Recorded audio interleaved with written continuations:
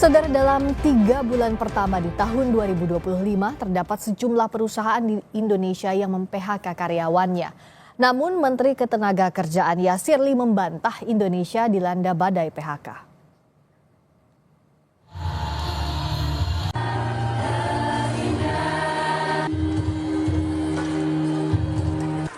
Ancaman badai PHK. Sejumlah perusahaan mem-PHK pekerjanya. Di Jawa Tengah, PT Sritek Group harus mem-PHK karyawannya setelah Pengadilan Tata Niaga Semarang memutuskan pilot. Lebih dari 10.000 karyawan PT Sritek di PHK. Saya juga terkena PHK kemarin. Ini juga bingung, utang BRI saya masih banyak. Ini kira-kira gimana? Ada solusi apa enggak? Habis ini saya menganggur. Ya inginnya kembali lagi, Pak. Kenapa? Diselamatkan Sritek. Kenapa, Bu? Ya untuk menghidupi anak. Kalau bekerja di tempat lain? Ya uang umurnya kan sudah nggak mencapai, Pak. Kalau ngelamar di mana-mana kan sudah 50 lebih. Nggak ada yang mau. Di Garut, Jawa Barat, PT Dandi Internasional yang punya lebih dari 2.000 karyawan dinyatakan pilot dan ditutup 3 pekan lalu. Para pekerja pabrik pembuat bulu mata palsu ini mendirikan tenda di depan pabrik. Mereka mengaku bingung dengan kejelasan nasib mereka.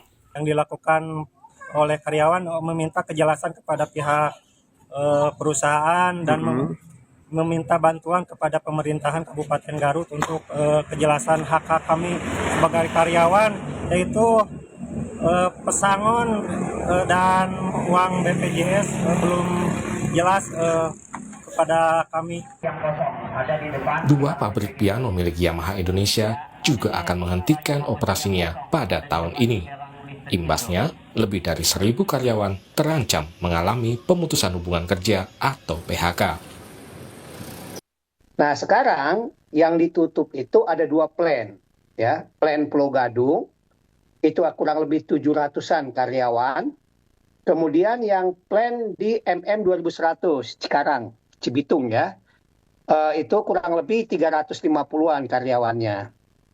Nah, sebetulnya ini sudah berproses dari 1 tahun yang lalu. Sekarang memastikan karyawan itu mendapatkan hak-haknya. Itu terhadap manajemen.